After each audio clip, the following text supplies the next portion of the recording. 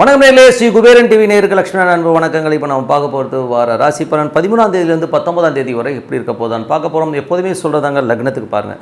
லக்னத்துக்கும் பார்த்தீங்கன்னா தான் ரொம்ப பர்ஃபெக்டாக இருக்கும். உதாரணமாக ஒரு மகர லக்னம் விருச்சிக ராசின்னா நீங்கள் விருச்சிக ராசிக்கான பலன்களை பார்க்குறது மகர ராசிக்கான பலன்களை பார்க்கும்போது ரொம்ப பர்ஃபெக்டாக இருக்கும். ஃபஸ்ட்டு வரது பொது பலன்கள், அதுக்கப்புறம் பார்த்தீங்கன்னா உங்களுக்கு தசாபுக்தி பலன்கள் வரும். ஸோ உங்களுக்கு என்ன தசாபுக்தி அந்தரங்கள் நடக்குதோ அதை லிங்க் பண்ணி பார்க்க ரொம்ப பர்ஃபெக்டாக இருக்கும். வீடியோட எண்டில் டிப் ஆஃப் த வீக் இருக்குது, மறக்காமல் பாருங்கள். தனுசு ராசி. ஸோ தனுசு ராசிக்கு வந்து பார்த்தீங்கன்னா உங்களுக்கு ராசியாதி குரு வந்து பார்த்தீங்கன்னா உங்களுக்கு இருக்கிறது வந்து பார்த்தீங்கன்னா 6ல் இருக்காருங்க. ஸோ 6ல் இருக்கும்போது வீடு வாசல் ஏதாவது லோன் போட்டு வாங்குற மாதிரியான விஷயங்கள் நடக்கலாம். அது மட்டும் இல்லாமல் தாயாருடைய உடல்நலம் சார்ந்த விஷயம் கொஞ்சம் ட்ரீட்மெண்ட் ஏற்படுவதற்கான நிறைய இருக்குது. ஸோ தாயார் வந்து கொஞ்சம் பிடிவாதமாக இருப்பாங்க. வேலை சம்மந்தமான விஷயங்களும் வந்து நம்ம நினச்ச மாதிரி வேகமாக போகும், கொஞ்சம் ஸ்லோவாக போகிற மாதிரி ஃபீலை கண்டிப்பாக ஏற்படுத்தும்.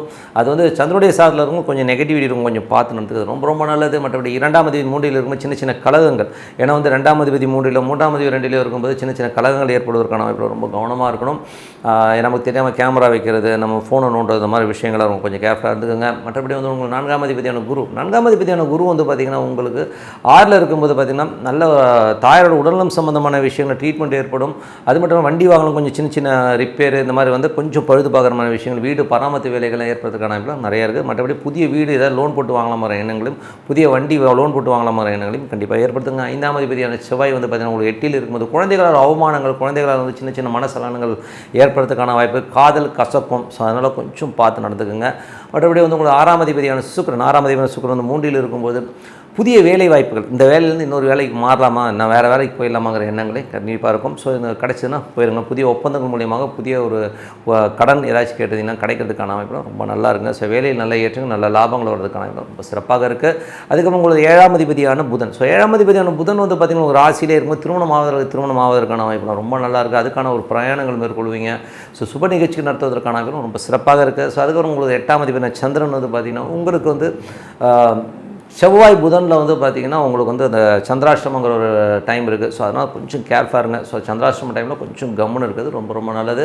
9ஆம் அதிபதியான சூரியன் வந்து 2ல் இருந்து வெளிநாடு சார்ந்தவர்களுக்கு வந்து நல்ல லாபம், நல்ல ஏற்றங்கள் வருவதற்கான வாய்ப்பு, நல்ல வருமானங்கள் வருவதற்கான வாய்ப்பு, தந்தை சார்ந்த விஷயங்களால் நல்ல பணம் வரதுக்கான வாய்ப்பு ரொம்ப சிறப்பாக இருக்குது. 10ஆம் அதிபதியான புதன் வந்து பார்த்திங்கன்னா ராசியில் இருக்கும் புதிய தொழில் வாய்ப்புகள் வருவதற்கான ரொம்ப நல்லா இருக்குது. புதிய தொழில் வாய்ப்புகள் வருவதும் கொஞ்சம் பார்த்து நல்லா கரெக்டாக பண்ணிங்கன்னா நல்ல ஒரு விஷயங்களுக்காக கொஞ்சம் வெளியூர் பிரயாணங்கள் மேற்கொள்வதற்கான வாய்ப்பும் நிறையா இருக்குது. 11ஆம் அதிபதியான சுக்கிரன் வந்து 3ல் இருக்கும்போது நல்ல ஒரு சந்தோஷங்கள், குதூகலங்கள், ஹாப்பியாக உங்களுக்கு மனசுக்கு சந்தோஷமாக பிடிக்கிற விஷயத்தை பண்ணி ஹாப்பியாக இருக்கிறதுக்கான ரொம்ப நல்லா இருக்குது. ஸோ அதெல்லாமே ரொம்ப நல்ல விஷயங்கள் தான்.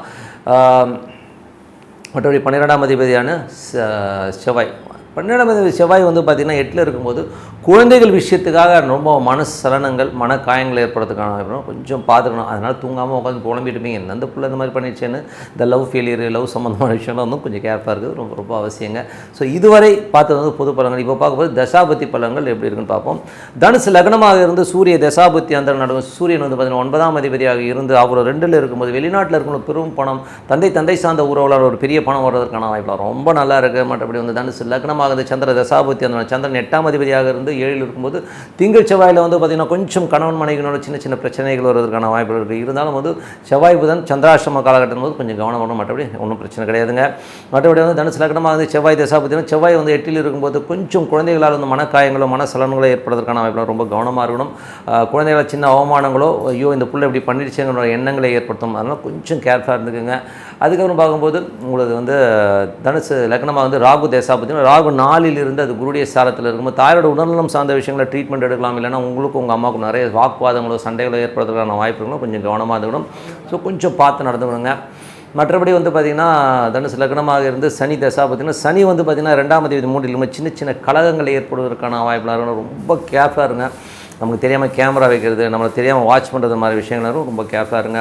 தனுசு லக்னமாக வந்து புதன் தசாபுத்தி அந்த புதன் வந்து பார்த்திங்கன்னா உங்களுக்கு வந்து என்ன மாதிரி விஷயங்களை பண்ணும்போது புதன் வந்து உங்களுக்கு ராசியிலே இருக்கார். 7ஆம் அதிபதி ராசியில் இருக்கும்போது சுப நிகழ்ச்சி நடத்துவதற்கான வாய்ப்புகள், திருமணம் ஆவதற்கான வாய்ப்புகள் ரொம்ப சிறப்பாக இருக்குங்க.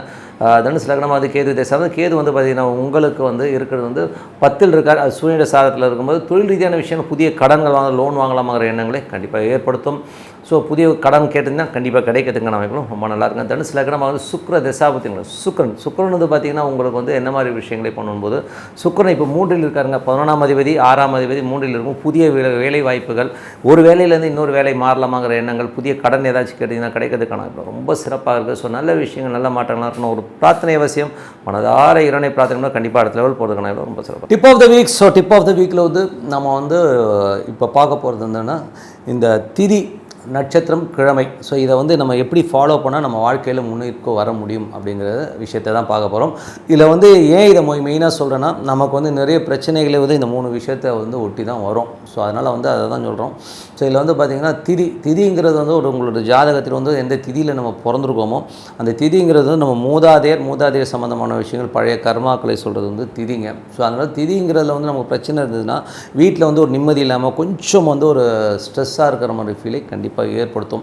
ஸோ அந்த மாதிரி விஷயங்கள் இருக்குன்னா, ஸோ மூதாதையருடைய பிரச்சனைகள் உங்கள் ஜாதகத்தில் இருக்கிறதா நீங்கள் ஃபீல் பண்ணிங்கன்னா நீங்கள் வந்து என்ன பண்ணணும் அப்படின்னும் போது இந்த அமாவாசை திதி கொடுக்குற ஒரு விஷயத்தை பண்ணிட்டு வந்தீங்கன்னா அந்த திதி தோஷங்கள் விலகுவதற்கான வாய்ப்புலாம் நிறைய இருக்குது. ஸோ அந்த மாதிரி விளக்கு போடுறது, இல்லை வந்து ஒரு தானம் கொடுக்குறது, இந்த மாதிரி விஷயங்களால் வந்து நம்ம பழைய, அதாவது நம்ம தாத்தாவோ இல்லை நம்மளே முன் ஜென்மத்தில் இருக்கிற ஒரு ஜெனட்டிக் ஃபேக்டில் இருக்கிற பிரச்சனைகளை வந்து திதி சொல்லும். ஸோ அதில் வந்து நம்ம கிளியர் பண்ணிட்டோம்னா வீட்டில் வந்து இது வந்து அந்த திதி பிரச்சனை பார்த்திங்கன்னா ஜெனட்டிக்காக வந்து உங்களுக்கு இருக்கும், உங்கள் பையனுக்கு இருக்கும். ஸோ எல்லாருக்குமே ஜெனட்டிக்காக வரும். ஸோ அது வந்து கிளியராகிறதுக்கு நம்ம அந்த அமாவாசை பிரார்த்தனை ரொம்ப சிறப்பாக இருக்கும். அது மட்டும் ஒரு பிரத்யேகமான ஒரு விஷயங்கள், அதாவது பழைய விஷயங்கள் அந்த ஜெனட்டிக் ஃபேக்டில் இருக்கிற கிளியர் பண்ணுறதுக்குலாம் வந்து திதி வந்து யூஸ்ஃபுல்லாக இருக்குங்க. அதுக்கப்புறம் நீங்கள் பிறந்த நட்சத்திரம். ஸோ பிறந்த நட்சத்திரங்கிறது வந்து நடைமுறையில் நம்ம இருக்கிற ஒரு பிரச்சனைகளை வந்து கிளியர் பண்ணுறதுக்கான வாய்ப்பில் கண்டிப்பாக வந்து நட்சத்திரம் பண்ணும். ஸோ நீங்கள் பிறந்த நட்சத்திரத்தை அன்றைக்கி நீங்கள் வழிபாடு பண்ணும்போது சிறப்பான பலன்கள்னா அன்றைக்கி ஏதாவது பிரச்சனை இருக்குன்னா அந்த பிரச்சனைகளெல்லாம் அன்னன்னைக்கு வந்து கிளியர் பண்ணுறதுக்கான வாய்ப்புலாம் வந்து நட்சத்திரம் கொண்டோம். திதிங்கிறது வந்து பார்த்திங்கன்னா மூதாதை அந்த பர்டிகுலர் திதி அன்றைக்கி அந்த தெய்வத்தை, அந்த திதிக்கான தெய்வத்தை வழிபடும்போது அந்த திதிக்கான பிரச்சனைகள் நீங்கும். அதே மாதிரி நட்சத்திரத்துக்கான தெய்வத்தை வணங்கும் போது அந்த நட்சத்திர கிழமை, அதாவது என் நட்சத்திரம் வர அன்னைக்கு வந்து நீங்கள் வந்து வழிபாடு பண்ணும்போது சிறப்பான பலன்கள், அதாவது அன்றைக்கி இருக்கிற பிரச்சனைகள் தீர்வதற்கான வாய்ப்புலாம் ரொம்ப நல்ல. கரண்ட்டில் வந்து எனக்கு இந்த பிரச்சனையாக இருக்குது, இது சால்வ் ஆனால் போதும்னு நினைக்கிறோன்னா அது சால்வ் ஆகிறதுக்கான வாய்ப்புலாம் ரொம்ப நல்லாயிருக்கு. அதே நேரத்தில் வந்து பார்த்திங்கன்னா கிழமை. ஸோ கிழமைங்கிறது வந்து எப்படி வரும்னா, நட்சத்திரம்ன்றது ஒரு இது வரும். ஸோ கிழமைங்கிறது வந்து பார்த்திங்கன்னா நீங்கள் நம்ம ஒரு சனிக்கிழமையில் பிறந்திருப்போம், இல்லை திங்கக்கிழமையில் பிறந்திருப்போம். ஸோ நம்ம பிறந்த கிழமை அன்றைக்கி வந்து வழிபாடு பண்ணும்போது நமக்கு ஃப்யூச்சர், நாளைய சந்ததிகள் வந்து ரொம்ப நல்லா இருப்பாங்க. ஸோ நீங்கள் இதை வந்து நீங்கள் ஃபாலோ பண்ணிட்டு வாங்க, அடுத்த கட்டத்தில் சிறப்பான வாழ்க்கை கண்டிப்பாக இருக்குங்க. ஸோ அதனால் மனதார வந்து எப்போதுமே சொல்கிறதான் ஒரு பிரார்த்தனை, தினமும் ஒரு தெய்வத்தை பிடிச்சிட்டு அந்த தெய்வம் நமக்குள்ளே இருக்குன்னு சொல்லி நம்பிக்கையோட பிரார்த்தனை பண்ணுவோம். கண்டிப்பாக அடுத்த கட்டத்துக்கு போகிறதுக்கான ரொம்ப நல்லாயிருக்கு. ஸோ நல்ல விஷயங்கள், நல்ல மாற்றம், பிரார்த்தனை அவசியம். உங்களிடம் விடைபெறுவது உங்கள் லக்ஷ்மி நாராயணன். நன்றி, வணக்கம்.